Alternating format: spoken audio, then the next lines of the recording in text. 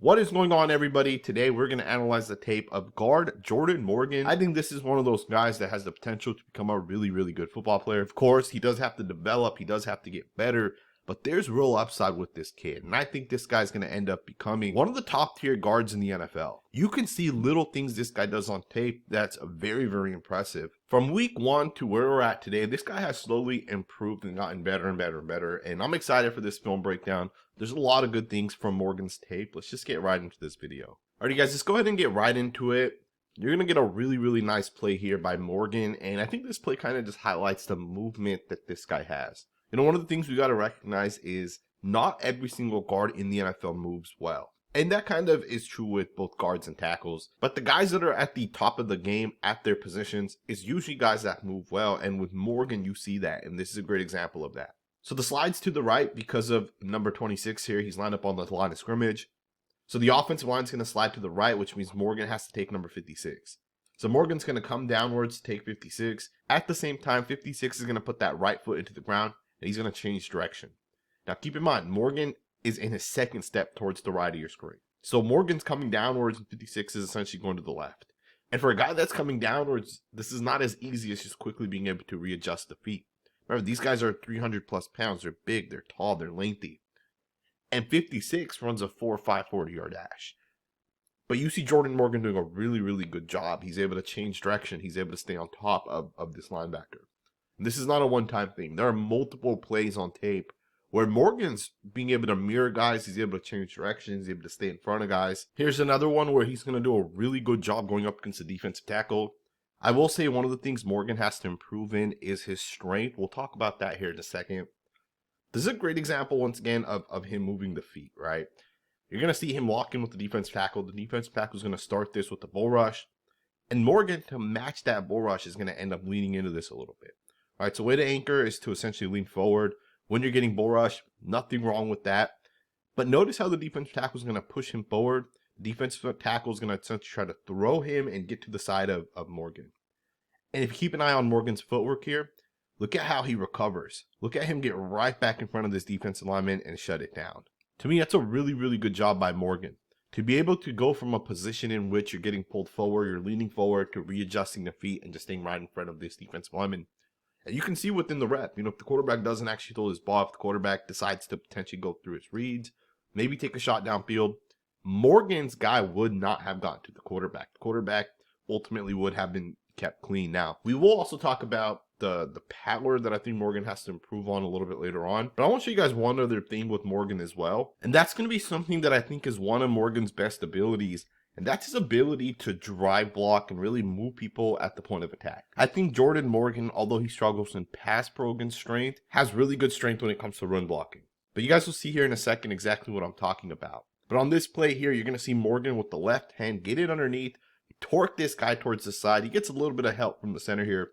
But you see the movement that they generate on the 3 technique here. To me, this is a really good job by Morgan.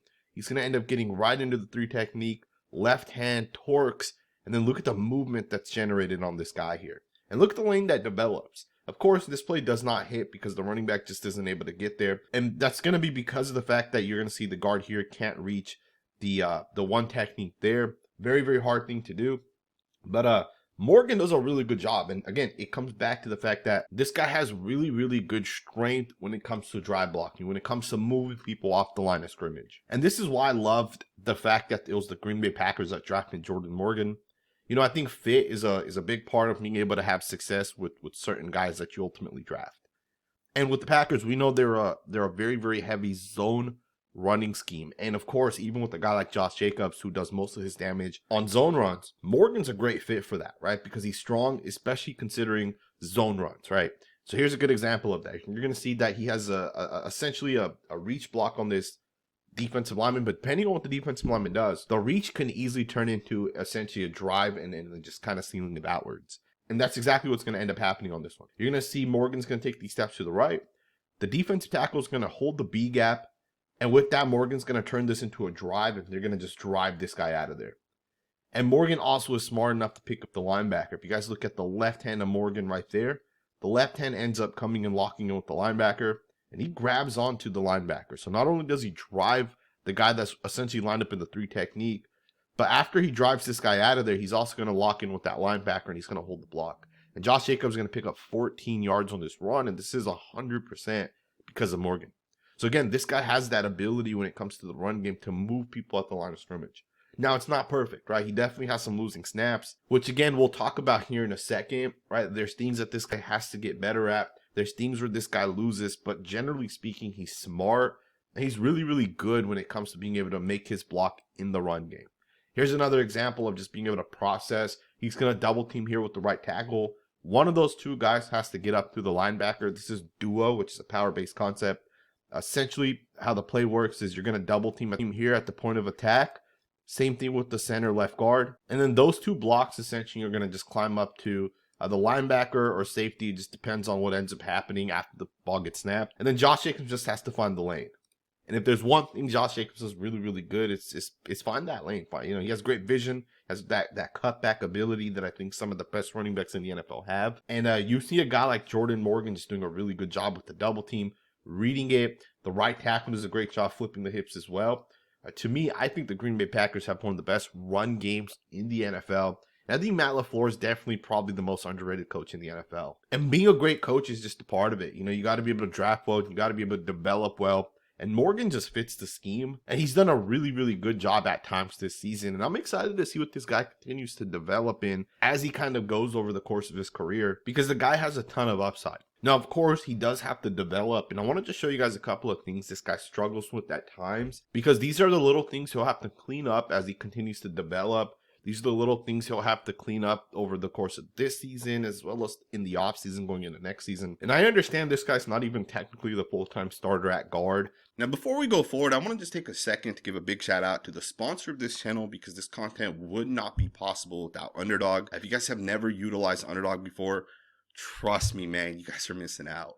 I don't do traditional fantasy sports that often. I did do one league this year, but generally speaking, I'm not really doing it anymore. And that's mostly because of Underdog. Underdog has this game that I really, really enjoy. It's called Pick'em. Essentially, you're going to go out there and just make picks that you think are going to be right. They'll have pretty much every pick you can think of for every player, and they have multiple categories as well. So an example would be, I think Aiden O'Connell is going to throw for 125 yards. And you're essentially just going to pick higher on that, right? I think he'll have more than 125 yards.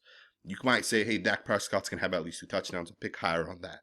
You might say Caleb Williams is going to have a rushing touchdown. And some of those stats also give you multipliers, right? So usually for quarterbacks rushing and in, right? That's something most quarterbacks aren't doing every single week. You'll get like a 4x multiplier on that. So depending on the multiplier, depending on how many picks, you can turn $5 into $400, $1,000, right? Whatever it ends up being.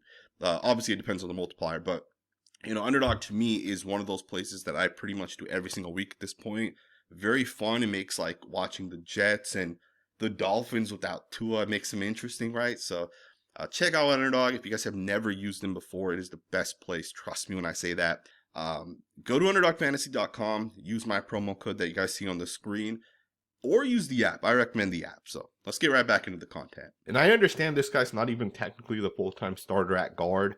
Some people think he might actually play less and less snaps as we kind of go forward. I wouldn't be shocked to have that actually happen. I think the Green Bay Packers have a great offensive line. They have great depth. Morgan will at some point take over, and I think he's going to be a really good player. Now, one of the things he does have to clean up is sometimes out of his stance, he's not aggressive enough. He doesn't make contact with defensive linemen in a physical manner. He doesn't take the fight to these guys. And to me, you don't want to be passive when it comes to pass pro. You want to take this directly to these defensive linemen. So on this play here, as an example, he's going to get out of his stance. Everything looks good as he gets out of his stance. He's going to throw a right punch, and he's going to end up getting chopped. And you're going to see he's going to end up leaning forward with that. So to me, the hand placement could be a little bit better.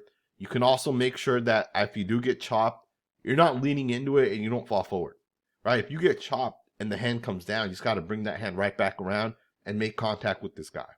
And on this one here, he's not able to recover, right? He's not able to stay in front of it. And a part of why he can't stay in front of it is because of where the hand ultimately ended up landing. I also mentioned sometimes he struggles with anchoring down. And you'll see on this one, he's going to struggle. He's going to get bull rushed. And keep in mind, the quarterback gets this ball out quickly. You guys look at the quarterback. It's a 1, 2, 3 step drop. Ball's going to get out quickly. So the defense linemen don't have a real chance to actually get to the quarterback.